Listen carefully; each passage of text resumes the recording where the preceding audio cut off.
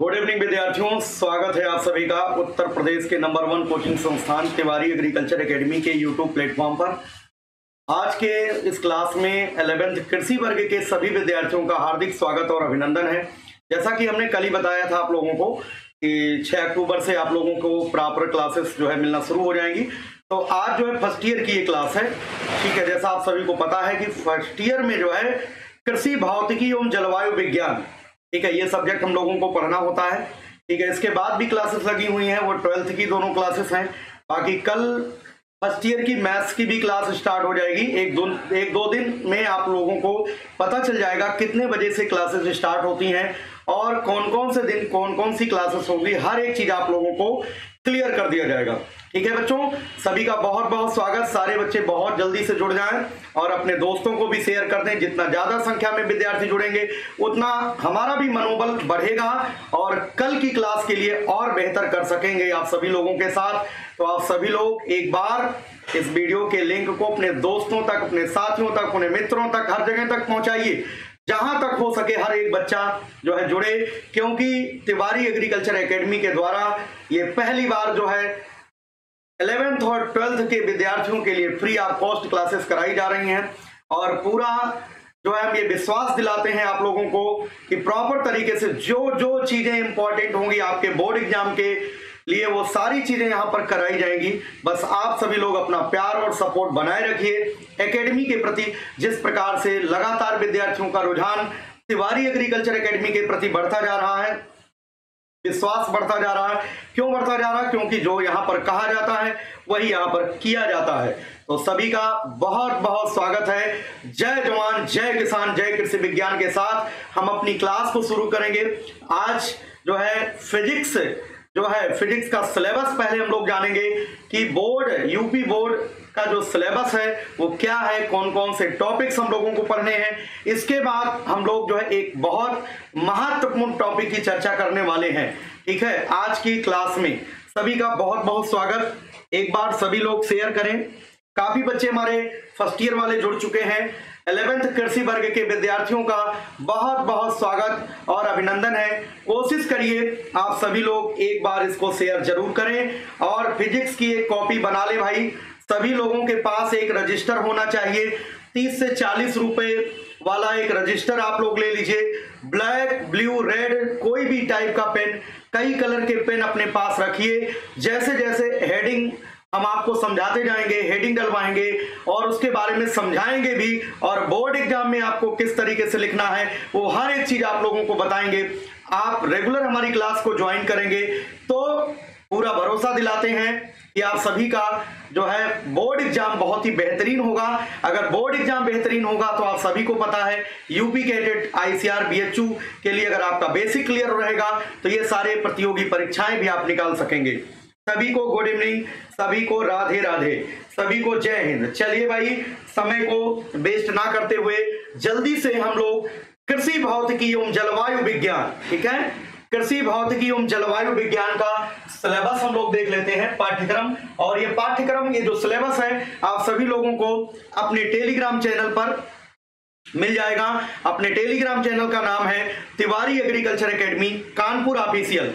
सभी विद्यार्थी Telegram channel को ज्वाइन कर लें। वहां पर ये सिलेबस की जो पीडीएफ है वो पीडीएफ आपको प्रोवाइड कर दी जाएगी, कोई समस्या की बात नहीं है। सबसे पहले आप लोग एक कॉपी बनाएंगे, एक फेयर नोट्स बनाएंगे प्रॉपर तरीके से, और सबसे पहले आप पहले और दूसरे पेज में पाठ्यक्रम जरूर नोट करिएगा और जो जो हम पढ़ाते जाएं उनको अंडरलाइन करते जाइएगा कि ये कोर्स सर ने पढ़ा दिया है, ठीक है। सभी का भाई नोट्स बना होना चाहिए, बिना नोट्स के तैयारी आप नहीं कर पाओगे, ठीक है। सभी को राधे राधे, सभी को गुड इवनिंग, जय हिंद। चलिए शुरू करते हैं। सभी लोग वीडियो को लाइक और शेयर जरूर करेंगे। पहले तो हम लोग सिलेबस देखेंगे, पाठ्यक्रम। देखिए ये जो क्लास है कक्षा 11 कृषि वर्ग के विद्यार्थियों के लिए है। ध्यान दें, विषय का नाम है कृषि भौतिकी एवं जलवायु विज्ञान। यहाँ पर भैया कृषि भौतिकी, यहाँ पर कृषि भौतिकी एवं जलवायु विज्ञान आप लोगों को समझना है। कृषि भौतिकी एवं जलवायु विज्ञान, ठीक है। यहाँ पर सब्जेक्ट का यह नाम है, ध्यान दें आप लोग, कृषि भौतिकी एवं जलवायु विज्ञान, ठीक है। तो थ्योरी और प्रैक्टिकल दोनों होता है, आप सभी को पता है। थ्योरी में आपको क्या क्या पढ़ना है वो सारी बातें आप लोगों को हम बताने वाले हैं। ठीक है, चलिए काफी विद्यार्थी हमारे जुड़े हुए हैं, सभी का मोस्ट वेलकम है, सभी को राधे राधे, गुड इवनिंग भाई, जुड़ते जाइए सभी लोग और कोशिश करें, क्योंकि एक दिन पहले जो क्लास का शेड्यूल होता है वो क्लियर कर दिया जाता है। एक दिन पहले आपको पता चल जाएगा। अब जैसे कल कौन कौन सी क्लासेस होने वाली हैं वो आज ही यूट्यूब पर शेड्यूल कर दिया गया है, आप सभी देख लें। कक्षा 11 भी लिखा है, कक्षा 12 भी लिखा है। जो 11 वाले हैं वो अपने अपने टाइम को नोट कर लें और कल उसी टाइम कॉपी और पेन लेकर के बैठेंगे, विषय विशेषज्ञ के द्वारा आप लोगों को पढ़ाई करवाई जाएगी। ठीक है, काफी बच्चे हमारे फर्स्ट ईयर के भी जुड़ चुके हैं, सभी का दिल से बहुत बहुत स्वागत है कि आप सभी लोगों ने पहली ही क्लास में रिकॉर्ड तोड़ दिया है, 100 पार हो चुके हैं। मुझे विश्वास नहीं था कि इतने विद्यार्थी जो है आज फिजिक्स की क्लास में पहली क्लास में जुड़ेंगे। आप सभी लोगों ने दिल खुश कर दिया है। बस कोशिश करिए अपने अपने विद्यालय के जितने भी बच्चे फर्स्ट ईयर के हैं सबको ग्रुप में जोड़ दीजिए। ठीक है, सभी को YouTube चैनल के बारे में बताइए, सभी लोगों को YouTube चैनल सब्सक्राइब करवा दीजिए। पीडीएफ नोट्स पाने के लिए अपने टेलीग्राम चैनल को भी ज्वाइन कर लें। भैया सब्जेक्ट का नाम सभी को पता होना चाहिए, कृषि भौतिकी एवं जलवायु विज्ञान है। तो थ्योरी में क्या क्या आपको पढ़ना है वो हम लोग देखते हैं स्लाइड के माध्यम से।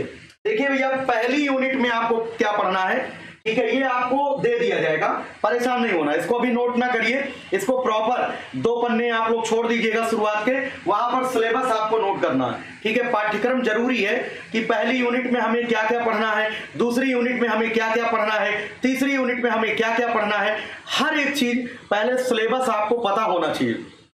क्योंकि बच्चे जो है तैयारी तो करते हैं लेकिन उनको सिलेबस नहीं पता होता है। सिलेबस अगर आपको पता है तो अच्छे से कर पाओगे। तो भैया यूनिट नंबर 1, ये जो इकाई नंबर 1 लिखा हुआ है इसका मतलब यूनिट नंबर 1 में क्या क्या पढ़ना है। सामान्य मात्रक, यहाँ पर सामान्य मात्रकों के बारे में स्टडी करना है। ठीक है, सामान्य मात्रक, मापन, विमा के उपयोग, वर्नियर कैलिपर्स, सूक्ष्म मापी पैमाने और बलों का संगठन और विघटन। ठीक है, यहां पर ये सिलेबस यूपी बोर्ड के द्वारा दिया गया कि आपको मात्रक विमा माप वाला चैप्टर पढ़ना है। उसी में आपको मापक यंत्रों के बारे में जानकारी लेनी है, जैसे वर्नियर कैलिपर्स हो गया, स्क्रू गेज हो गया और गोलाई मापी हो गया। ठीक है, और यहां पर ध्यान दें, ये मात्रक, विमा, माप, वर्नियर कैलिपर्स और सूक्ष्म मापी, इनके वीडियोज आपको मिल जाएंगे, है ना। ये जो है मैं पढ़ा चुका हूं पहले ही, लास्ट ईयर मैंने इन सारे टॉपिक्स को बहुत विधिवत तरीके से मैं क्लियर कर चुका हूं। इनके वीडियोज आप लोगों को टेलीग्राम पर हम प्रोवाइड कर देंगे। ठीक है, जो मैं नहीं पढ़ाया हूं वो पहले टॉपिक मैं क्लियर करूंगा आप लोगों को। ठीक है, यहाँ पर बल के बारे में पढ़ना है। आज जो हम लोग पढ़ने वाले हैं यूनिट नंबर 1 ही पढ़ेंगे, यही टॉपिक पढ़ने वाले हैं, बलों का संगठन और वियोजन।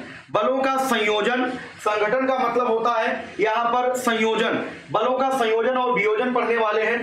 ठीक है, यहाँ पर बल युग्म के बारे में पढ़ना है, बल आघूर्ण के बारे में पढ़ना है। ये यूनिट नंबर 1 है, ये सिलेबस है, इसको अभी नोट नहीं करना है, इत्मीनान से बाद में नोट कर लेना। इसका आपको पीडीएफ टेलीग्राम चैनल पर उपलब्ध करा दिया जाएगा। चलिए, बहुत बढ़िया, मोस्ट वेलकम है सभी का, सभी विद्यार्थियों का बहुत बहुत स्वागत। उत्तर प्रदेश के विभिन्न जिलों से विद्यार्थी जुड़ चुके हैं, सभी का हार्दिक स्वागत है आपके अपने एकमात्र विश्वसनीय चैनल तिवारी एग्रीकल्चर एकेडमी में। यूनिट नंबर 2 में देखते हैं कि हम लोगों को क्या क्या पढ़ना है। यूनिट नंबर 2 में देखिएगा, काफी इंपॉर्टेंट यूनिट है, ये काफी अच्छी यूनिट है और बहुत बढ़िया तरीके से ये यूनिट आपको समझ में आने वाली है। जो यूनिट नंबर 2 है उसमें क्या क्या पढ़ना भैया, वेग के बारे में पढ़ना है, त्वरण के बारे में पढ़ना है, संवेग पढ़ना है। ठीक है, गति के नियम पढ़ने हैं, गुरुत्वीय गति पढ़नी है, गुरुत्व जनित त्वरण के बारे में पढ़ना है, वृत्तीय गति के बारे में पढ़ना है, अपकेंद्रीय बल तथा अभिकेंद्रीय बल के बारे में पढ़ना है, उपग्रह का कक्षीय वेग पढ़ना है, पलायन वेग पढ़ना है, द्रव पर दाब पढ़ना है, ठोस द्रव का आपेक्षिक घनत्व के बारे में जानकारी लेना है और निकलसन हाइड्रोमीटर के बारे में स्टडी करना। ये जो है आपकी यूनिट नंबर 2 है। दूसरे यूनिट में इतने टॉपिक्स आप लोगों को प्रॉपर तरीके से स्टडी करना है, जो बोर्ड के द्वारा निर्धारित किया गया है उतने टॉपिक्स हम लोगों को विधिवत तरीके से पढ़ना है। किस तरीके से आपको उत्तर देना है वो सारी चीजें आपको यहाँ पर एक्सप्लेन की जाएंगी। यूनिट नंबर 3, यूनिट नंबर 3 देख लेते हैं। यूनिट नंबर 3 में इकाई नंबर जो 3 है, इसमें आपको क्या क्या चीज पढ़ना है। यहाँ पर सरल मशीनें जैसे घिरनी, यहाँ पर घिरनी समझिएगा, ठीक है। सरल मशीनें जैसे घिरनी, उत्तोलक, घिरनी के बारे में स्टडी करना है, उत्तोलक के बारे में स्टडी करना है। उत्तोलक जरूर एग्जाम में पूछा जाता है, आपके बोर्ड एग्जाम में। कार्य, शक्ति और ऊर्जा पढ़ना है, उष्मा, ताप, ये सारी चीजें, ठीक है। संवहन, चालन, विकिरण, उष्मा चालकता गुणांक, उष्मा के कारण मिट्टी में भौतिक परिवर्तन, ये काफी इंपॉर्टेंट टॉपिक है एग्रीकल्चर के लिए। गुप्त उष्मा के बारे में स्टडी करना है। कार्य और उष्मा में संबंध पढ़ना है, उष्मा और कार्य में संबंध पढ़ना है। ओशांक, अपेक्षिक आर्द्रता और इसका निवारण, मेघ, कोहरा, कुहासा, पाला, हिम, ओला, ये सब जो है सारी चीजें आप लोगों को स्टडी करना है। ये सब चीजें आपको हम टेलीग्राम पर उपलब्ध करा देंगे और आप सभी लोग प्रॉपर जो है सिलेबस को नोट कर लेंगे। जो जो हम पढ़ाते जाएंगे अंडरलाइन करवाते जाएंगे, ये टॉपिक आपका कवर हो रहा, ठीक है। यूनिट नंबर नेक्स्ट देखते हैं, चौथी यूनिट क्या है। अगली यूनिट में यहाँ पर हमें क्या पढ़ना है, ठीक है। यहाँ पर प्रकाश संचरण के नियम है ना, और इसके बाद समतल और गोलीय तल। अब देखो ऐसे ही आपके उसमें लिखा हुआ है सिलेबस में, सम का मतलब समतल और गोली मतलब गोलीय, तलों से प्रावर्तन, समतल दर्पण और गोलीय दर्पण द्वारा प्रकाश का प्रावर्तन पढ़ना है। और यहाँ पर वर्तन ताल जो लिखा है इसका मतलब लेंस होता है, लेंस पढ़ना है। व्यतिकरण पढ़ना है, ध्रुवण पढ़ना है, ठीक है। ये सारी चीजें और पूरी तरंग के बारे में जानकारी लेनी है, ध्वनि, वेग, ठीक है, ये सारी चीजें। अनुप्रस्थ तरंग, अनुदैर्ध्य तरंग, ठीक है, तरंग की चाल का सूत्र, ठीक है, ये सारी बातें। आवृत्ति क्या है, आवर्तकालक क्या है, ठीक है, तरंग के वेग का सूत्र क्या है, वो सारी चीजें हम लोगों को, कहने का मतलब तरंग पूरा पढ़ना है कंप्लीट। इसके बाद आगे देखते हैं, यहां पर जो लास्ट यूनिट है बोर्ड की, काफी जो है यहाँ पर इंपॉर्टेंट चीजें हम बता रहे हैं आप लोगों को। सभी लोग एक बार शेयर जरूर करेंगे, जिन जिन ग्रुप्स में आप लोग जुड़े हैं सभी ग्रुप्स में एक बार शेयर जरूर कर दीजिए, ठीक है। वैसे उत्तर प्रदेश के लगभग सभी जिलों से विद्यार्थी जुड़ गए हैं आप सभी के सपोर्ट से। बस कोशिश करिए, जो बचे हुए विद्यार्थी हैं, जो बच्चे जो है कोचिंग कहीं ज्वाइन नहीं कर सकते हैं, बहुत सारे बच्चे ऐसे हैं ग्रामीण क्षेत्र से बिलोंग करते हैं और वो वहां पर भी गांव में भी कोचिंग नहीं कर पाते हैं, उनके पास उतना पैसा नहीं होता है, तो ऐसे विद्यार्थी भी यहाँ पर जो है YouTube चैनल के माध्यम से बिल्कुल निःशुल्क बोर्ड एग्जाम की बेहतरीन तैयारी कर सकते हैं तिवारी एग्रीकल्चर एकेडमी के डिजिटल क्लासरूम के माध्यम से। पांचवी यूनिट काफी इंपॉर्टेंट है, ये इलेक्ट्रिसिटी है, वैद्युत है। यहाँ पर विद्युत धारा के बारे में पढ़ना है, वोल्टता यानी विभव, विभवांतर पढ़ना है, प्रतिरोध पढ़ना है, ठीक है, ओम का नियम पढ़ना है। यहाँ पर विद्युत शक्ति के बारे में पढ़ना है, विद्युत जो है कार्य के बारे में पढ़ना है, उष्मा के बारे में पढ़ना है, उत्पन्न उष्मा, ये सारी चीजें, व्हीटस्टोन सेतु पढ़ना है, मीटर सेतु के बारे में पढ़ना है। तो ये इतनी बातें हम लोगों को जो है वैद्युत वाली यूनिट में पढ़ना, ठीक है। तो है तो और सारी चीजें, लेकिन बोर्ड में जो है इतना ही दिया गया है। किताब में तो बहुत कुछ है, लेकिन आपको पढ़ना क्या है, जो बोर्ड के द्वारा पाठ्यक्रम निर्धारित किया गया है वही आपको सिलेबस जो है पढ़ना है। चलिए एक बार सभी लोग शेयर कर देंगे। उत्तर प्रदेश से लगभग सभी जिलों से विद्यार्थी जुड़ चुके हैं, सभी का हार्दिक स्वागत है। बस आप लोगों को बिल्कुल ईमानदारी के साथ हमारे साथ जुड़ना है। हमारी टीम जो है आप लोगों को बहुत ही अच्छे तरीके से सारी चीजें तैयारी करा दी जाएगी, कोई दिक्कत की बात नहीं है। तो चलिए भाई, आज जो टॉपिक पढ़ना है वो टॉपिक कौन सा है, आज के टॉपिक की बात कर लेते हैं। सभी लोग ध्यान दें, आज का ये जो टॉपिक है, जो पाठ्यक्रम है, पाठ्यक्रम पहली यूनिट का ये टॉपिक हम ले रहे हैं। अदिश राशियां क्या होती हैं, सदिश राशियां क्या होती हैं, बलों का संयोजन क्या होता है, वियोजन क्या होता है, ये काफी इंपॉर्टेंट टॉपिक है आपके बोर्ड एग्जाम के लिए, ठीक है। अदिश राशियों के बारे में स्टडी करना है, सदिश राशियों के बारे में स्टडी करना है। ये चैप्टर का नाम एक तरीके से है ना। इसके पहले जो मात्रक, विमा, माप वाला चैप्टर है वो मैंने पहले ही पढ़ा दिया है, ठीक है। उसके वीडियोज आप लोगों को मिल जाएंगे, है ना। जिस दिन हमारी फिजिक्स की क्लास नहीं होगी उस दिन पुराने वीडियोज आपको मिल जाएंगे, जो चैप्टर्स मैं पढ़ा चुका हूं लास्ट ईयर। अब वही दोबारा पढ़ाने का कोई मीनिंग नहीं है। जो नहीं पढ़ाया हूं वो सारी चीजें मैं कवर करूंगा, क्योंकि समय ज्यादा नहीं है बार बार उसी चीज को किया जाए, है ना। तो जो टॉपिक नहीं हुआ है यूट्यूब पर, वो टॉपिक पहले कराएंगे। है तो पहली यूनिट, ये यूनिट नंबर 1 का ही टॉपिक है। यूनिट नंबर 1 पढ़ना तो भैया सब कुछ है ना, कोई पहले पढ़िए कोई बाद में पढ़िए, कोई दिक्कत की बात नहीं, लेकिन पढ़ना है। तो ये चैप्टर का नाम आप लोग नोट कर लें, सदिश, अदिश और बलों का संयोजन व वियोजन, ये टॉपिक है आपका। सबसे पहले हम लोग समझेंगे भौतिक राशियां क्या होती हैं। देखिए हम एक एक चीज यहां पर एक्सप्लेन करेंगे और इसके बाद हम आपको नोट भी कराएंगे। बोर्ड एग्जाम में किस तरीके से आपको लिखना है वो भी बताएंगे, ठीक है। एक बार सभी लोग जरूर शेयर करेंगे। हाँ, सभी विद्यार्थियों का बहुत बहुत स्वागत है। काफी बच्चे जो है पीलीभीत से भी जुड़ चुके हैं, पीलीभीत से भी हैं, कन्नौज से भी हैं, हरदोई से भी हैं, अरे सभी जिलों से है, लगभग सभी जिलों से है, ठीक है। सभी का बहुत बहुत स्वागत है। तो सबसे पहले विद्यार्थियों हम लोगों को क्या पढ़ना है, आप सभी लोग अपनी कॉपी में डालिएगा हेडिंग भौतिक राशियां, है ना। चैप्टर का नाम आपने लिख ही लिया होगा और हम लोगों को समझना है कि भौतिक राशियां क्या होती हैं। सबसे पहले यही जानना है, पहले तो इसको अंग्रेजी में समझ लीजिए कि इसको क्या कहते हैं, फिजिकल क्वांटिटीज। सभी लोग, जो कुछ बच्चे हमारे इंग्लिश मीडियम के होंगे, जो इंग्लिश मीडियम वाले विद्यार्थी हैं वो भी भाई नोट करें, क्योंकि बहुत सारे ऐसे बच्चे हैं जो 10th तक जो है इंग्लिश मीडियम से पढ़े हुए हैं और 11th में वो जो है हिंदी में कन्वर्ट हो गए।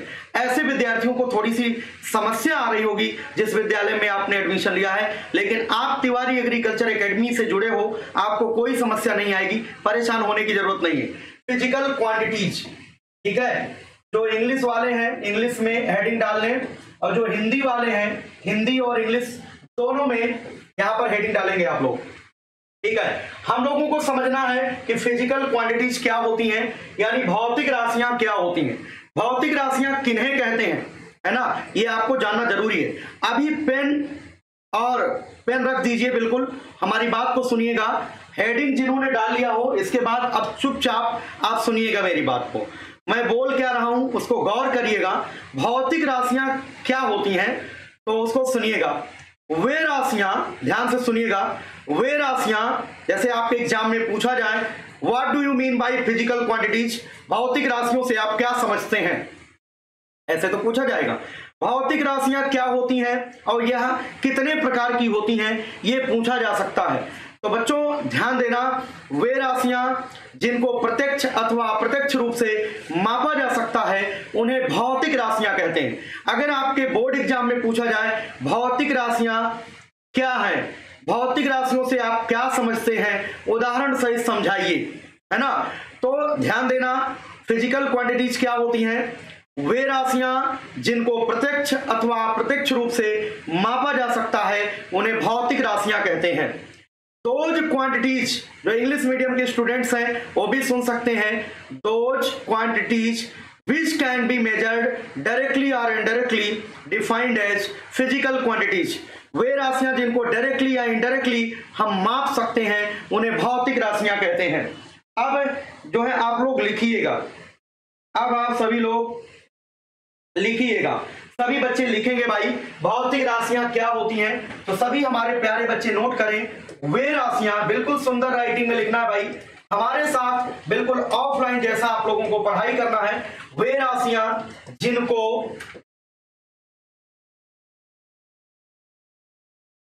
प्रत्यक्ष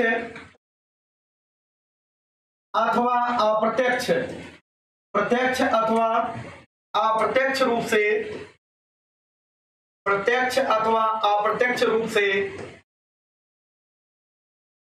मापा जा सके, मापा जा सके उन्हें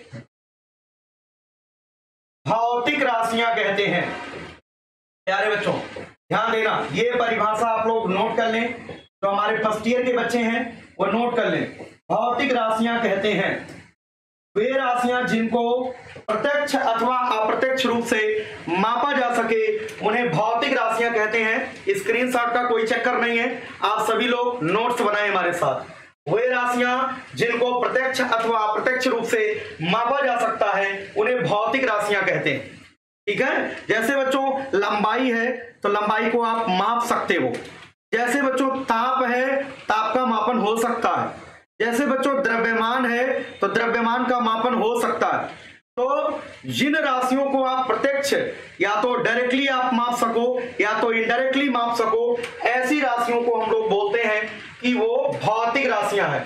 जो हमारे इंग्लिश मीडियम के स्टूडेंट्स हैं, जो हाई स्कूल में इंग्लिश मीडियम थे और 11th में वो कन्वर्ट हो चुके हैं जो है हिंदी मीडियम में, कहने का मतलब कृषि वर्ग को उन्होंने अपनाया है, ऐसे विद्यार्थियों का भी हार्दिक स्वागत और अभिनंदन है। वो भी बच्चे नोट कर लें, मैं बोल दे रहा हूं, those quantities which can be measured directly or indirectly is defined as physical quantities। वे राशियां जिनको प्रत्यक्ष अथवा अप्रत्यक्ष रूप से मापा जा सके उन्हें भौतिक राशियां कहते हैं। अगर आपसे प्रश्न पूछा जाए भौतिक राशियां क्या है, भौतिक राशियां किसे कहते हैं, तो ये लिखेंगे और उदाहरण सही समझाइए भाई, उदाहरण भी लिख लो, उदाहरण बहुत अच्छे से एग्जाम्पल भी नोट कर लो। जैसे बच्चों लंबाई है, ठीक है, द्रव्यमान है, लंबाई है, द्रव्यमान मतलब मास है, इसी तरीके से बच्चों ताप है और बल है इत्यादि एक्सेट्रा। ये राशियां जो होती हैं इनको प्रत्यक्ष अथवा अप्रत्यक्ष रूप से मापा जा सकता है, ऐसी राशियां भौतिक राशियां कहलाती हैं। तो ये आपको देखो यहां पर मेन चीजें आपको क्लियर करना है। वेरी गुड, बहुत बढ़िया। जिनको डायरेक्टली या इनडायरेक्टली मापा जा सके उन्हें कहते हैं फिजिकल क्वांटिटीज। हाँ बिल्कुल, पीडीएफ आएगी, पीडीएफ नोट्स मिलेंगे बढ़िया से, लेकिन भैया इसकी पीडीएफ नहीं मिल पाएगी। ये जो मैं लिख रहा हूं ना ये तो मिटा दूंगा, ये तो तुरंत मिट जाएगा। आपको अगर पीडीएफ मिलेगी तो केवल हेडिंग मिलेगी, इसलिए आप लोग नोट भी करते चले हमारे साथ। बाद में ना कहना सर आपने जो थ्योरी पढ़ाया था वो पीडीएफ दे दो। पीडीएफ तो मैं दे दूंगा, लेकिन जो मैं लिख रहा हूं अपने हाथ से तो इसको भैया आपको नहीं मिल पाएगा, क्योंकि ये तो यही डिलीट हो जाता है। केवल आपको ये जो लिखा हुआ टाइप हुआ है ये आपको दिखेगा पीडीएफ में। ये चीज आपको नोट करना होगा, ध्यान देना, नोट कर ले। यहाँ पर भौतिक राशियां जो है क्या है, उदाहरण भी हमने लिखवा दिया, ठीक है, ये क्लियर हो गया। अब देखो, चलिए काफी बच्चे हमारे जुड़ चुके हैं, एक बार सभी लोग वीडियो को लाइक और शेयर कर दें। अगर आपको लगता है इस संस्थान के द्वारा जो है विशेष कार्य आप सभी लोगों के भविष्य के लिए किया जा रहा है, ठीक है, तो आप सभी लोग इस वीडियो को लाइक करके और अपने सभी साथियों में बताएं। कल हम उम्मीद करते हैं कि आज अगर 100+ विद्यार्थी हैं तो कल इसके 2 गुने विद्यार्थी फर्स्ट ईयर के जोड़ने चाहिए, ठीक है। आप सभी के बोर्ड एग्जाम की तैयारी जो है हम लोग करा देंगे, कोई दिक्कत की बात नहीं है। आप लोग मेहनत करिए, हम लोग भी मेहनत करेंगे, रिजल्ट अच्छा आएगा, ठीक है। अब देखिएगा यहां पर अब हम लोगों को समझना है परिमाण और दिशा के आधार पर भौतिक राशियों के प्रकार, ठीक है। कहने का मतलब यह है क्लासिफिकेशन ऑफ, जो इंग्लिश मीडियम वाले विद्यार्थी हैं वो नोट कर लें, क्लासिफिकेशन ऑफ फिजिकल क्वांटिटीज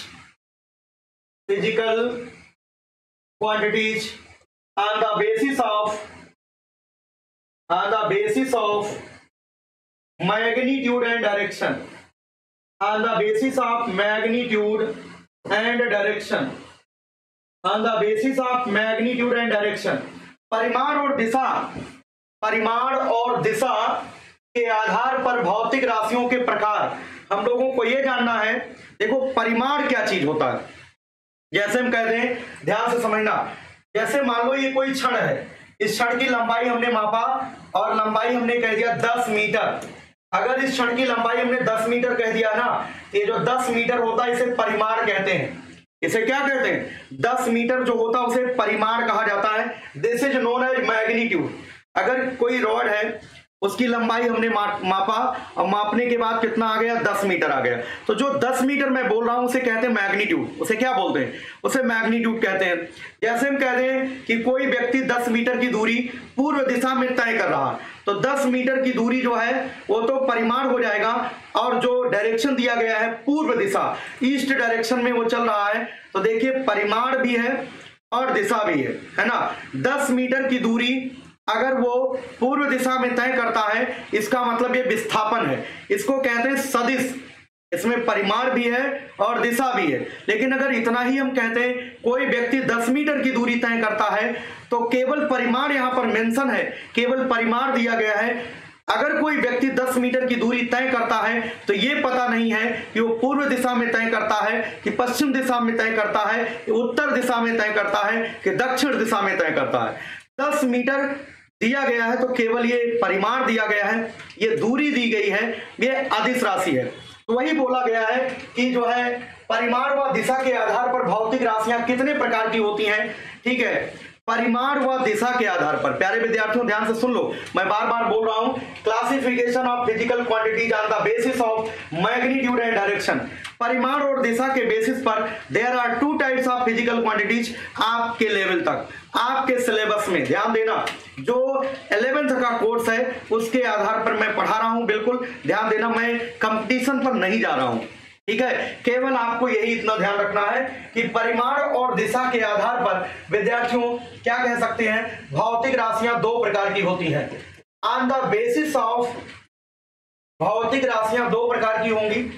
इसके आधार पर विद्यार्थियों भौतिक राशियां 2 प्रकार की होंगी, 2 प्रकार की होंगी। ऐसे आप बोर्ड में बहुत अच्छे तरीके से लिखेंगे, प्रकार की होंगी। ठीक है, there are 2 types of physical quantities on the basis of magnitude and direction। जो इंग्लिश माध्यम के विद्यार्थी हैं वो भी सुनते जाएं। हाँ बेटा, न्यूमेरिकल भी कराया जाएगा, न्यूमेरिकल भी कराया जाएगा। ठीक है, परिभाषा हिंदी में लिख दिया करो। ठीक है, हिंदी में भी तो लिख रहे हैं, कोई दिक्कत थोड़ी, हिंदी में लिखा ही है। एक बार सभी लोग शेयर कर दें। बिल्कुल बेटा, 50 में 50।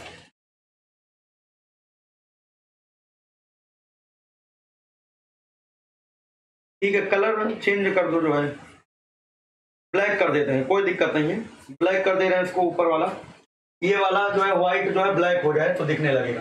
ठीक है, परिमाण व दिशा के आधार पर भौतिक राशियों के प्रकार। ठीक है, तो भौतिक राशियां 2 प्रकार की होती हैं, परिमाण और दिशा के आधार पर। एक होता है अदिश राशियां, अदिश राशियां,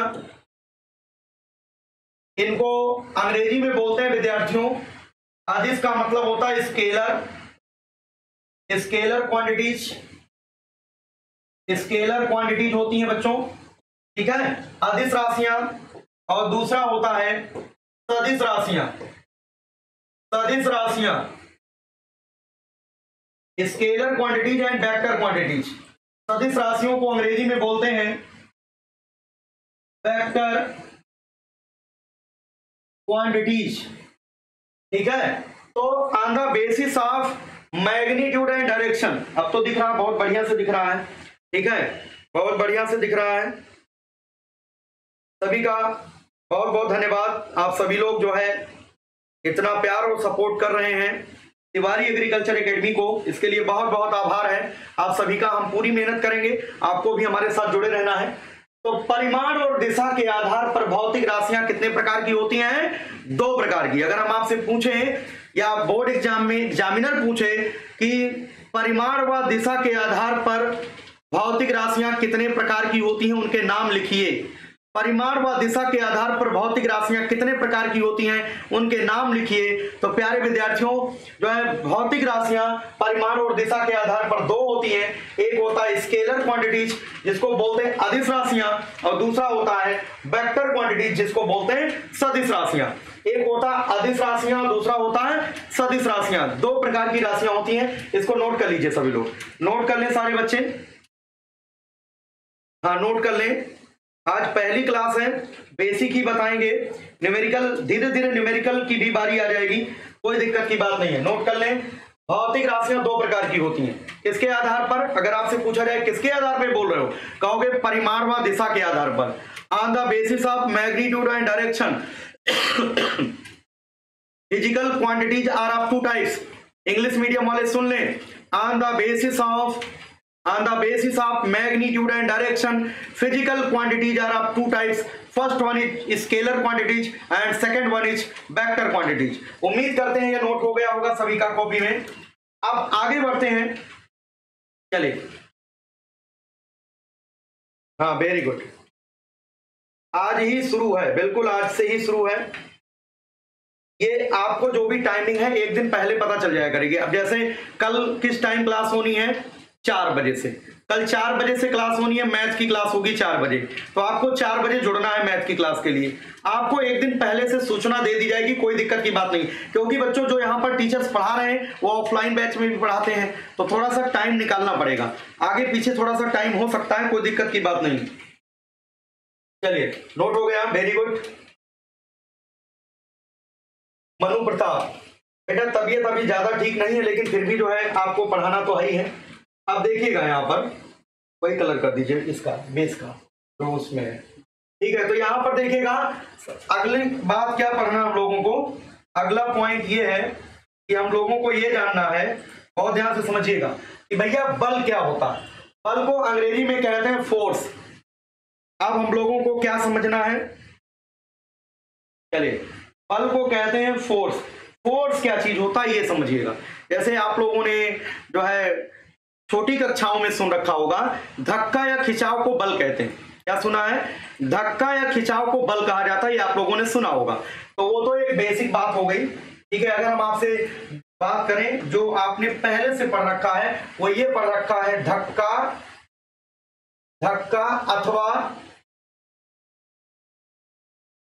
अथवा खिंचाव,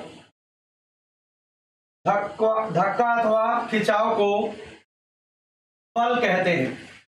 ये आप बेसिक कक्षाओं में पढ़ते चले आ रहे हैं, ठीक है। पुश और पुल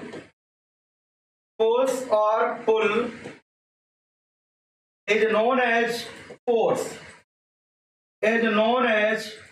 फोर्स, ये आपको पढ़ाया जाता है, ठीक है।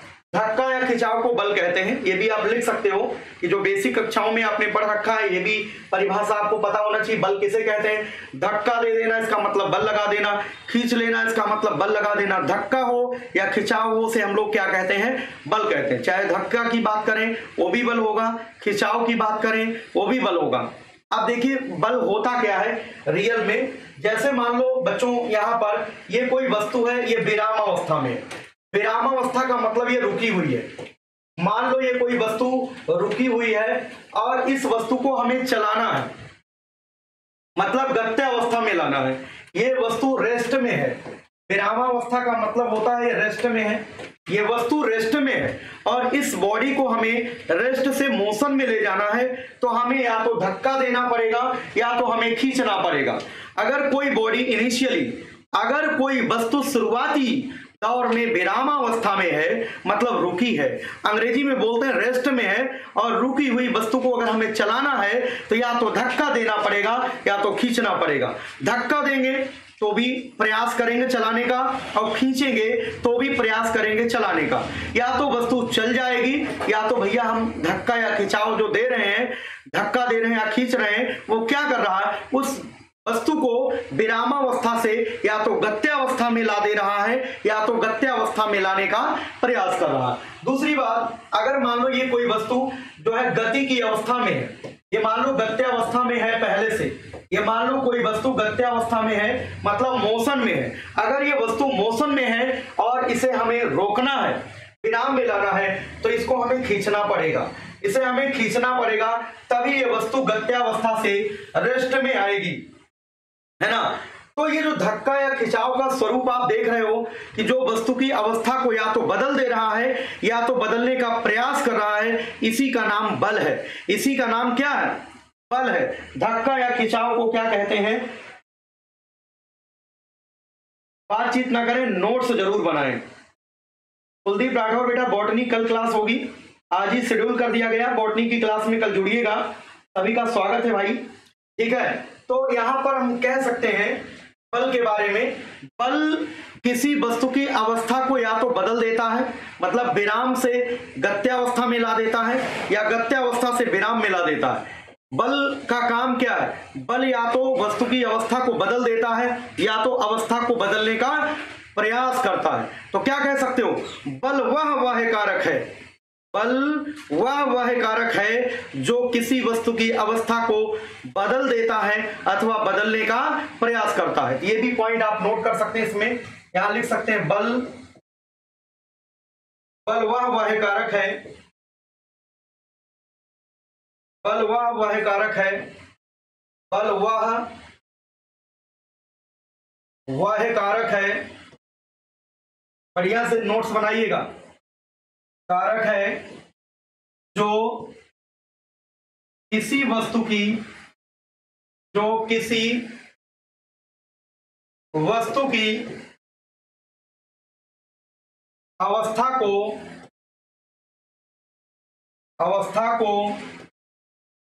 बदल देता है, अवस्था को बदल देता है अथवा बदलने का प्रयास करता है, बदलने का प्रयास करता है, बदलने का प्रयास करता है। बल वह कारक है, ध्यान देना, बल वह कारक है जो किसी वस्तु की अवस्था को बदल देता है अथवा बदलने का प्रयास करता है। मतलब बल वस्तु में गति प्रारंभ कर सकता है, बल वस्तु की गति को रोक सकता है, समझ गए बात कि नहीं भाई? चला भी सकता है, वस्तु रुकी हुई उसको चला भी सकता है या चलाने का प्रयास भी कर सकता है, रोक सकता है, रोकने का प्रयास भी कर सकता है। तो बल वह कारक है जो किसी वस्तु की अवस्था को बदल देता है अथवा बदलने का प्रयास करता है। ये बल की परिभाषा आप लोगों को याद होनी चाहिए, बल की परिभाषा नोट कर लें। ऋषभ यादव कह रहे हैं सर आप सभी सब्जेक्ट की स्टडी कराइए। ये मैं कई बार जो है यूट्यूब पर लाइव आकर के मैं बोल चुका हूं, हर विषय की तैयारी आपकी कराई जाएगी इसी चैनल के माध्यम से, या कोई नया चैनल क्रिएट करना पड़ेगा। एक अपना और चैनल है, ठीक है, अभी 1 ही 2 दिन में आपको बता दिया जाएगा। हो सकता है ये सारी क्लासेस दूसरे चैनल पर शिफ्ट कर दी जाए, उस चैनल को भी आप लोगों को सब्सक्राइब कर लेना है, क्योंकि मैं सोच रहा हूं 11th और 12th का, 11वीं और 12वीं के लिए जो अपना दूसरा चैनल है तिवारी एग्रीकल्चर एकेडमी के नाम से, उसको मैं सीधे नाम बदल दूंगा, 11th और 12th डाल दूंगा, और 11th और 12th वाले चैनल पर आप सभी लोगों को जो है सब्सक्राइब कर लेना, उसी पे क्लास होगी, ठीक है। अभी 2-3 दिन इसी पे क्लास होगी, इसके बाद क्लास हम चेंज करेंगे दूसरे चैनल पर। अच्छा, A1 कह रहे हैं इंग्लिश में, चलिए हाँ, सब टेलीग्राम ज्वाइन जरूर करें, सभी लोग टेलीग्राम ज्वाइन कर लें। चलिए एक बार यहां पर इंग्लिश मीडियम वाले नोट कर लें, force is an external cause. Force की डेफिनेशन इंग्लिश मीडियम वालों के लिए विशेष में लिख रहा हूं, force is an external cause that can start motion, that can start motion,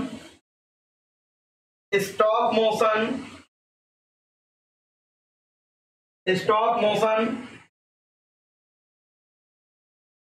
can change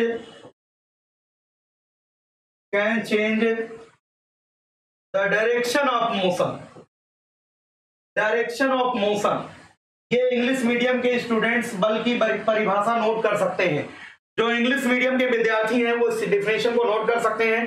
force is an external cause that can start motion, can stop motion, can change the direction of motion, ये बल की परिभाषा है। बल वह कारक है जो गति को प्रारंभ कर सकता है, गति को रोक सकता है, गति की दिशा को बदल सकता है। तो ऐसा बाहरी कारक जो ये सारे काम कर सकता है, गति को प्रारंभ करा दे, गति को रोक दे, गति की दिशा को बदल दे, उसे क्या बोला जाता है? उसे बल कहा जाता है, उसे फोर्स कहा जाता है। कुलदीप राठौर कह रहे हैं फिजिक्स स्कूल में समझ में नहीं आती। भैया यहां पर समझ में आ रहा आप सभी को, ठीक है? नोट्स जरूर बनाएं सभी लोग, और एक बार जरा कमेंट करके बताइए हमारी बात आप सभी को समझ में आ रही कि नहीं। एक बार सभी लोग कमेंट करके बताइए सभी लोग, फिर आगे बढ़े हम।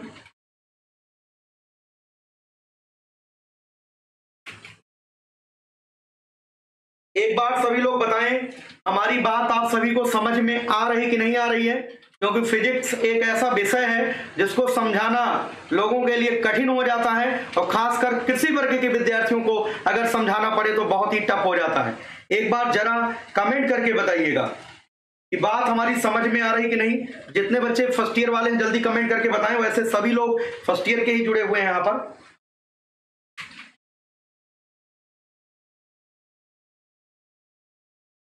चलिए बहुत बढ़िया। चलिए सारा शेड्यूल आपको टेलीग्राम पे बताया जाता है, सभी लोग टेलीग्राम चैनल ज्वाइन कर लें, सभी विद्यार्थी टेलीग्राम चैनल ज्वाइन कर लें। चलिए बहुत बढ़िया, चलिए बहुत बढ़िया, सभी को समझ में आ रहा है, वेरी गुड। कल से केमिस्ट्री भी चलेगी, परेशान नहीं होना है। चलिए ज्यादातर बच्चों को 99.99% बच्चों को सब समझ में आ रहा, कोई दिक्कत की बात नहीं है। तो बल वह बाह्य कारक है जो किसी वस्तु की अवस्था को बदल देता है अथवा बदलने का प्रयास करता है।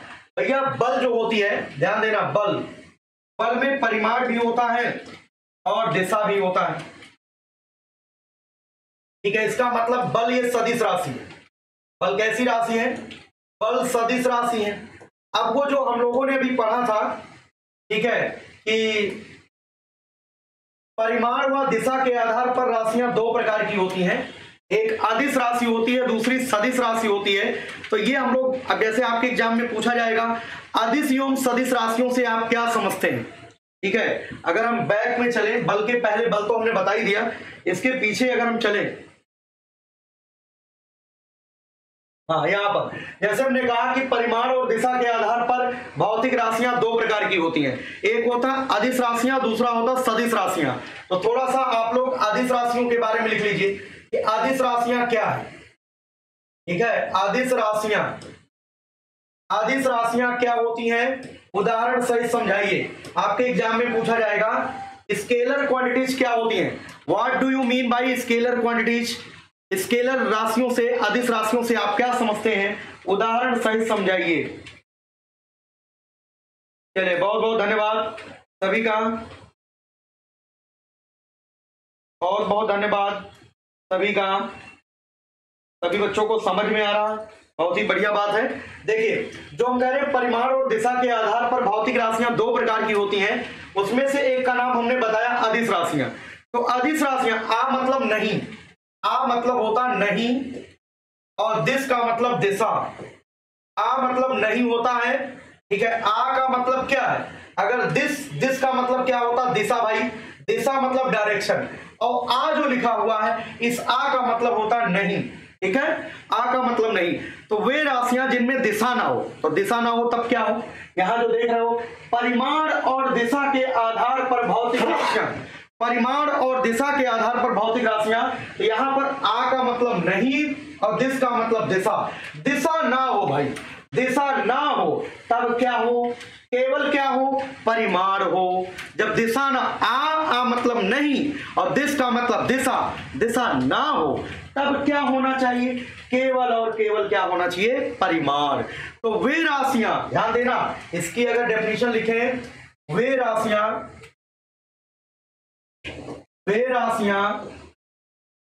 जिनमें केवल, जिनमें, परिभाषा लिख लो, जिनमें केवल परिमाण होता है, जिनमें केवल परिमाण होता है, दिशा नहीं, जिसमें केवल परिमाण होता है दिशा नहीं, उन्हें अदिश राशियां कहते हैं, उन्हें अदिश राशियां कहते हैं।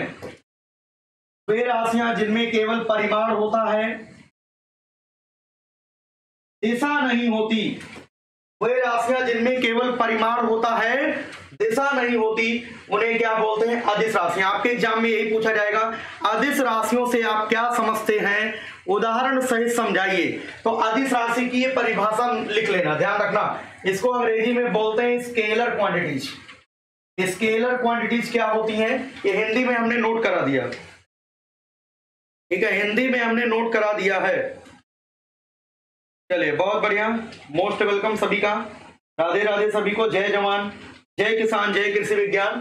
तो अदिश राशियां क्या है, आ मतलब समझ गए नहीं, और दिश का मतलब दिशा, जिसमें दिशा ना हो, वे राशियां जिनमें क्या हो, केवल परिमाण हो, केवल क्या हो, परिमाण हो और दिशा ना हो, उन्हें क्या बोलते हैं, अदिश राशियां कहते हैं। उदाहरण भी लिख लीजिए, यहाँ पर इसी के नीचे उदाहरण लिखिए, एग्जाम्पल लिख लीजिए भाई। पहले तो इंग्लिश मीडियम वाले भी लिख लें इसका, दोज क्वांटिटीज, इंग्लिश मीडियम वाले, दोज क्वांटिटीज, जो इंग्लिश माध्यम के बच्चे हैं, those quantities which have magnitude only, which have magnitude only but no direction, but no direction, जिनमें केवल परिमाण होता है, कोई दिशा नहीं होती, उन्हें अदिश राशियां कहते हैं। Those physical quantities which have magnitude only but no direction defined as scalar, उन्हें स्केलर कहते हैं। एग्जाम्पल्स नोट करिए, उदाहरण, अदिश राशियों के उदाहरण नोट कर लीजिए। कुछ उदाहरण हम लोग नोट कर लेंगे यहाँ पर, जैसे दूरी, दूरी को अंग्रेजी में कहते हैं डिस्टेंस, दूरी का मतलब होता है डिस्टेंस, डिस्टेंस हो जाएगा। चाल, चाल का मतलब बच्चों स्पीड, स्पीड भी अदिश राशि है, ठीक है। और घनत्व, घनत्व का मतलब डेंसिटी, घनत्व का मतलब होता है डेंसिटी, डेंसिटी भी अदिश राशि है। ताप, ताप का मतलब टेम्परेचर, टेम्परेचर भी अदिश राशि है, ठीक है, टेम्परेचर हो गया। कार्य, कार्य मतलब होता है वर्क, वर्क भी स्केलर क्वांटिटी है। ऊर्जा, ऊर्जा मतलब एनर्जी, ऊर्जा मतलब होता है एनर्जी, एनर्जी भी अदिश राशि है। इसी प्रकार से दाब, दाब का मतलब प्रेशर, प्रेशर भी अदिश राशि है, ध्यान रखना। इसी तरीके से शक्ति या सामर्थ्य, पावर, ठीक है, ये भी अदिश राशि है। एक्सेट्रा कर दो, इत्यादि, है ना। तो ये अदिश राशियों के उदाहरण है, ये अदिश राशियों के उदाहरण हो गए भाई। पीडीएफ में ये सब चीजें नहीं लिख के आएंगी, पीडीएफ में नहीं आएगा, केवल हेडिंग हेडिंग मिल पाएगा टेलीग्राम पर, इसलिए नोट्स बनाते चलिए, धीरे धीरे मैं पढ़ा रहा हूं, कोई दिक्कत की बात नहीं है।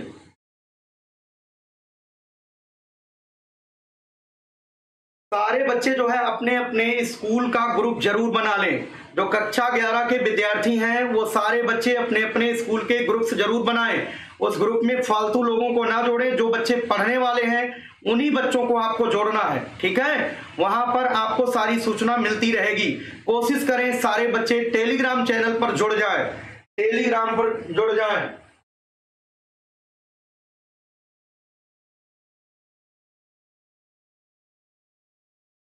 बहुत बहुत धन्यवाद सभी को, बहुत बहुत आशीर्वाद है सभी बच्चों को।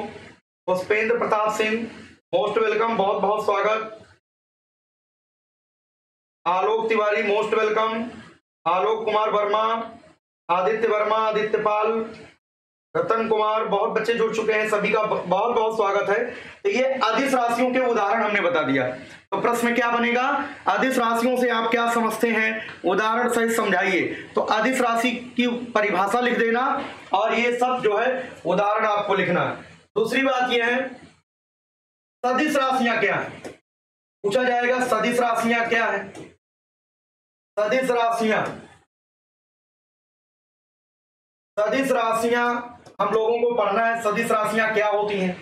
सा मतलब साथ और दिश का मतलब दिशा, सा मतलब साथ या सहित, सा मतलब सहित और दिश का मतलब दिशा, इसका मतलब दिशा सहित, दिशा सहित।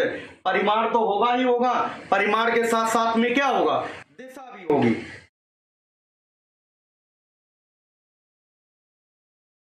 व्हाट्सएप ग्रुप जो है अगर आप बना लेते हैं तो अच्छा रहेगा, है ना। वहीं से हम आप लोगों को जो है टेलीग्राम का लिंक दे देंगे, टेलीग्राम पे सारे बच्चे जुड़ जाएंगे, है ना। तो उन सभी बच्चों को एक जगह कलेक्ट कर पाएंगे। सभी लोग अपने अपने स्कूल का ग्रुप जरूर बनाएं, ठीक है। और वीडियो को शेयर जरूर करें, हर बच्चे तक पहुंचना चाहिए। डेली का डेली आप लोगों को जो, जैसे कल की जो क्लास का शेड्यूल है उसको आप सभी लोग स्टेटस जरूर लगाएं, सारे लोग जो है फेसबुक की स्टोरी पर शेयर करें, हर जगह शेयर करें, या जिन जिन ग्रुप्स में आप लोग जुड़े हैं वहां पर शेयर करें। एक दो दिन में सारे बच्चे जान जाएंगे, पूरे प्रदेश के विद्यार्थी जुड़ने लगेंगे, कोई दिक्कत नहीं। आज तो पहला दिन है, ठीक है। तो यहाँ पर सदिश राशियां क्या है, वेक्टर क्वांटिटीज, अंग्रेजी में बोलते हैं वेक्टर। वेक्टर क्वांटिटीज क्या होती हैं बच्चों, वेक्टर क्वांटिटीज क्या होती हैं ये नोट कर लीजिए। वेक्टर क्वांटिटीज का मतलब होता है वे राशियां जिनमें परिमाण भी होता है और दिशा भी होती है। वैसे आपकी किताब में इतना ही लिखा है, वे राशियां जिनमें परिमाण के साथ साथ दिशा होता है उन्हें सदिश राशियां कहते हैं। केवल इतना ही लिखा हुआ, लेकिन कंपटीशन में चल करके आगे दिक्कत आ जाती है। इसी चैप्टर में हम लोग आगे बलों को जोड़ने के समांतर चतुर्भुज विधि का वर्णन करेंगे। समांतर चतुर्भुज विधि के बारे में जानने वाले हैं आगे इसी चैप्टर में। तो सदिश राशियां वैसे आपके जो किताब के अनुसार परिभाषा है वो इतने हैं, वे राशियां जिनमें परिमाण होता है और दिशा होता है उन्हें सदिश राशियां कहते हैं। लेकिन हम थोड़ा सा अपडेट करके आप लोगों को परिभाषा लिखवाएंगे।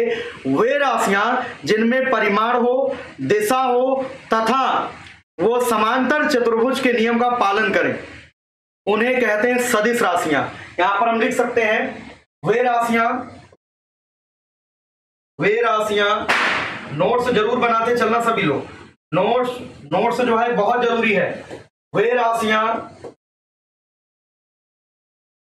जिनमें परिमाण के साथ साथ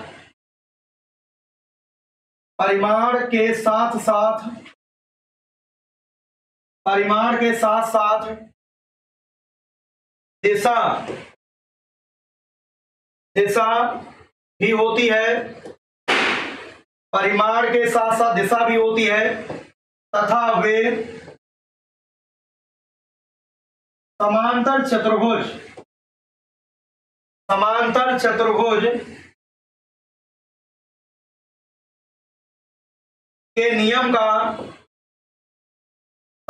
चतुर्भुज के नियम का पालन भी करती हैं उन्हें सदिश राशियां कहते हैं। नोट्स बनाते चलिएगा, उन्हें सदिश राशियां कहते हैं। ठीक है, ध्यान देना, काफी इंपॉर्टेंट परिभाषा हमने लिखा है यहां पर। ठीक है, नोट करते चलिएगा। आशुतोष जुड़ चुके हैं गोरखपुर से, बहुत बहुत स्वागत है। एक बार सभी लोग शेयर कर देंगे सारे बच्चे, और जरा इस परिभाषा को आप ध्यान से सुनिए। क्या लिखा है? वे राशियां जिनमें परिमाण के साथ साथ दिशा भी हो, मतलब परिमाण भी हो, दिशा भी हो तथा वे समांतर चतुर्भुज के नियम का पालन करें, उन राशियों को क्या बोलते हैं? सदिश राशियां कहते हैं। मतलब 3 शर्त है किसी भी भौतिक राशि के सदिश होने के लिए। कोई भी राशि सदिश तभी होगी जब उसके पास परिमाण भी हो, दिशा भी हो तथा वे सदिश के योग नियम का पालन भी करे।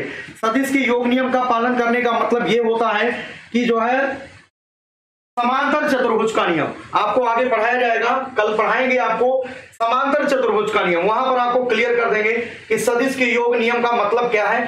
सदिश के योग नियम का मतलब ये होता है समांतर चतुर्भुज का नियम। तो ध्यान से इस परिभाषा को पढ़ लीजिए कि सदिश राशियां क्या है। वे राशियां जिनमें परिमाण के साथ साथ दिशा भी होती है तथा वे सदिश के योग नियम का पालन करती हैं या समांतर चतुर्भुज के नियम का पालन करती हैं, उन्हें सदिश राशियां कहते हैं। ठीक है, और इंग्लिश मीडियम के स्टूडेंट लिख सकते हैं those quantities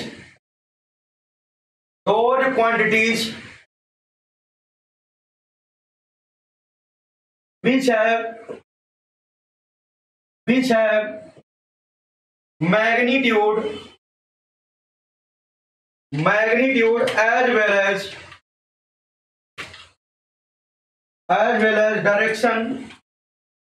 direction and also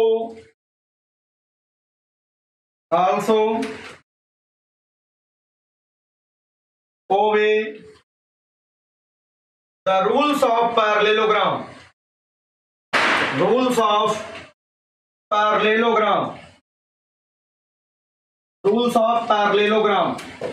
ऐसी राशियां जिनमें परिमाण भी होता है, दिशा भी होती है तथा वे समांतर चतुर्भुज के नियम का पालन भी करती हैं, उन्हें सदिश राशियां कहते हैं।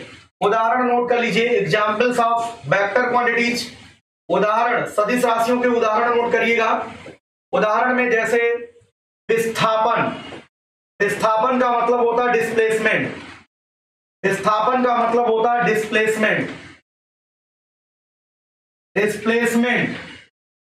डिस्प्लेसमेंट हो गया। इसके बाद वेग, वेग का मतलब होता है बच्चों वेलोसिटी, वेलोसिटी हो गया। इसके बाद त्वरण हो गया, ये सब सदिश राशियां हैं। त्वरण हो गया, एक्सेलरेशन, एक्सेलरेशन का मतलब हो गया त्वरण। और इसी तरीके से बल हो गया, बल अभी हमने बताया बल के बारे में। फोर्स हो गया, संवेग, संवेग का मतलब मोमेंटम हो गया। ये सब राशियां जो हैं सदिश हैं, ये सब राशियां सदिश हैं, ये वेक्टर क्वांटिटीज हैं। ठीक है, ध्यान दें, इन सभी राशियों को सदिश राशियां कहते हैं।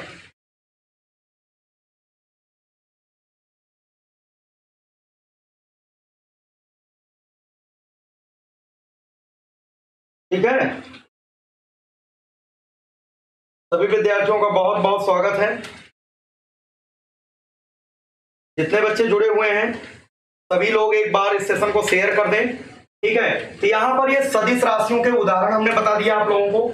तो आज के टॉपिक हमने ज्यादा नहीं लिया है, आज थोड़ा ही पढ़ाया है। ठीक है, आज आप लोगों को हमने बताया कि भौतिक राशियां क्या होती हैं। परिमाण और दिशा के आधार पर भौतिक राशियां दो प्रकार की होती हैं, उनकी परिभाषाएं बता दिया, उनके उदाहरण बता दिए।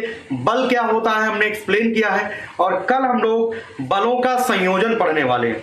कल मतलब नेक्स्ट क्लास जो भी होगी तो बलों का संयोजन के बारे में जानेंगे आज। अब इसके बाद 12th की क्लास होने वाली है, इसके तुरंत बाद 12वीं क्लास की क्लास होने वाली है। आज फर्स्ट ईयर की एक ही क्लास है, बाकी फर्स्ट ईयर वाले कल बच्चे 4 बजे जुड़ेंगे। कल 4 बजे, कल 4 बजे मैथ्स की क्लास के लिए जुड़ेंगे। जो कक्षा 11 के विद्यार्थी हैं कल 4 बजे जुड़ जाएंगे सभी लोग। ठीक है, ध्यान दें, टाइम टेबल मैंने बता दिया, कल 4 बजे आप लोगों को जुड़ना है। इसके बाद अभी 12th के बच्चों का क्लास होगी। तो बस आज के लिए इतना ही। कैसा लगा आप सभी लोगों को? इस वीडियो के एंड होने पर, इस वीडियो के समाप्त होने पर आप सभी लोग वीडियो के नीचे अपना फीडबैक जरूर दें। कैसा लगा? आज तो हमने थोड़ा सा ही बताया है, सिलेबस बताया है और थोड़ी बातें आप लोगों को जानकारी हमने दिया है। बाकी अगली क्लास में हम और बेहतरीन करने का प्रयास करेंगे, आप लोगों को समझाने का प्रयास करेंगे, चीजें आप लोगों को क्लियर करेंगे, बोर्ड एग्जाम की बेहतरीन तैयारी कराने का प्रयास करेंगे। ठीक है, सभी लोग शेयर जरूर करिएगा। अंकुल यादव कह रहे हैं आपने हमारे जीवन में नई उम्मीद जगा दी। बिल्कुल बेटा, हर एक बच्चा पढ़ेगा, कोई दिक्कत की बात नहीं है, कोई दिक्कत की बात नहीं, चाहे वो 11वीं का हो, चाहे 12वीं का हो, या 12वीं के बाद जो बच्चा यहाँ पर यूपी कैडेट ICR BHU के लिए आएगा, हर एक बच्चे के लिए तिवारी एग्रीकल्चर एकेडमी हमेशा साथ रहेगी। ठीक है, चलिए भैया, बहुत बढ़िया। शेयर जरूर करिएगा, शेयर जरूर होना चाहिए। सारे बच्चे, फर्स्ट ईयर वाले बच्चे अपनी जो है मेजॉरिटी को ज्यादा से ज्यादा लोगों तक पहुंचाइए। ज्यादा से ज्यादा बच्चे जोड़ने चाहिए। कल की क्लास में 4 बजे मैथ्स की क्लास होगी कल। ठीक है, सभी लोग शेयर करिएगा। कल जो है भयानक भीड़ होनी चाहिए। और आज इतना विश्वास मुझे नहीं था कि इतने बच्चे आज जुड़ेंगे। इसके लिए आप सभी को बहुत बहुत थैंक यू, बहुत बहुत धन्यवाद, बहुत बहुत राधे राधे। सभी को मिलते हैं नेक्स्ट लेक्चर में, इसी टॉपिक को कंटिन्यू करेंगे। आप सभी लोग इतना नोट्स जरूर बना लीजिएगा, अपने साथियों में शेयर करिएगा। इसके बाद 12th की क्लास होने वाली है, 12th वाले बच्चों को भी इंफॉर्मेशन दे दीजिएगा। ठीक है बच्चों, जय हिंद, भारत माता की जय। जय जवान, जय किसान, जय कृषि विज्ञान, जय हिंद।